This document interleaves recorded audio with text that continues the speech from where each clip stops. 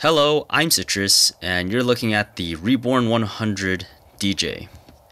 In a couple of my other master grade reviews before, I've mentioned how some of the old kits are basically like Reborn 100s that we have today. So I'm going to put this together for you guys so that you can see what I'm talking about.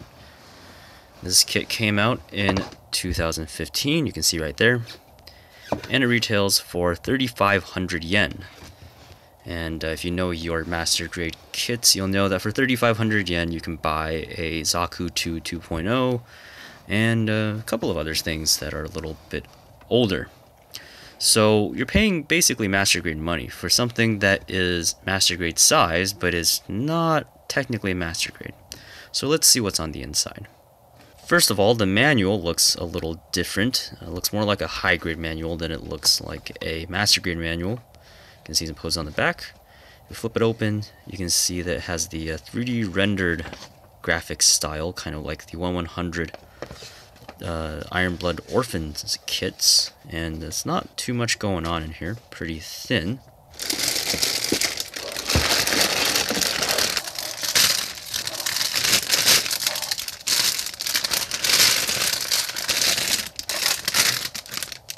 First we get some clear stickers. Pretty nice size sheet, no dry transfers, but these look pretty good.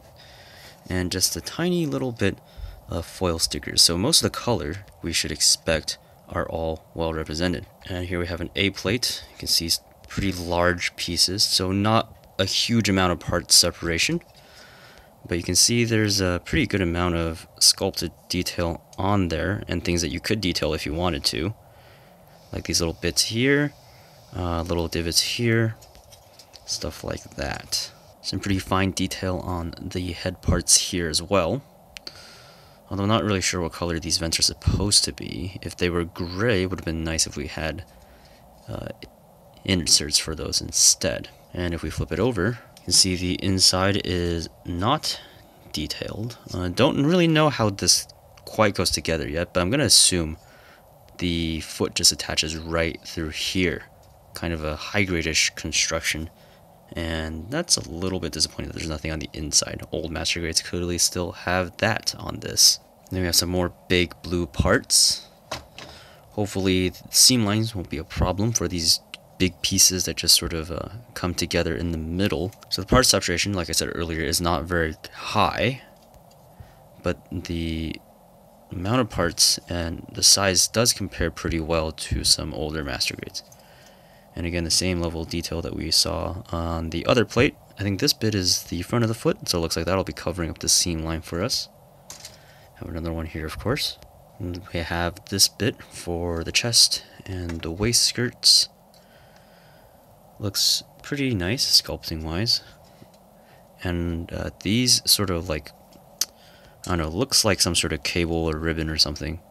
And it looks like it should be or would look really good as another color, but no separation here, of course, so you'd have to paint that yourself if you want it. Not sure if I want that yet, just in case, because I'm not really sure how much piping or anything is exposed here, so if I like maybe add silver or something, don't know if it'll look super amazing. Big old knees here with things that look like brake discs. Pretty interesting design. And one piece sort of fixed posed hands, which I really like. It doesn't look like there's a closed fist though, unless there is, and I just can't really tell. If there are closed fists, that would be amazing. But these both look like open hands to me. See, one is clearly angled, and the other one is straight for probably like the guns or something like that. Got some beam effect parts, nothing too special here. Very soft. Some metallic gray bits, kind of gunmetal, but less shiny than I've seen before. And then we have some more tubes. These are polyethylene, so they're the Polycap material, which if you're familiar with Gundams that come with these, is that they're not very easy to paint at all, because anything you put on it will basically come straight off as soon as anything touches it, even if you put top coat on it. And that's a little bit disappointing, because I kind of wanted to paint these in a metallic color or something like that, but it looks like that's not really going to happen this time, because I don't have polyethylene paint. And of course, Polycap's made out of the same stuff. Pretty big sheet. I'm a little pretty surprised. I think the 1/100 Iron Blood Orphans kits came with fewer Polycaps. But if you look here, you get only let's see here. You only get 3 kinds. You have this large one, a smaller one that's kind of like the same shape, and then these. You can see here there are tiny teeth inside of the Polycap 3s. And I imagine the point of this is to help these Polycaps grip better to plastic. That's really clever. Helps the joints from wearing out too fast. And then we have some weapons. I think this is a beam rifle and clay bazooka. And up top here it says 1/100 Zeta Weapon 1.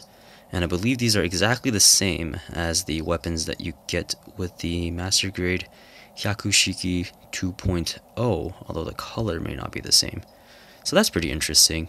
If you have that kit and this, you basically have duplicates of each one, and then you're going to have some pretty cool dual wielding action. So that's all for this kit. Gonna get it put together for you guys as soon as I can, because I actually really like this design, and it's one of those weird Zeta things that I just adore.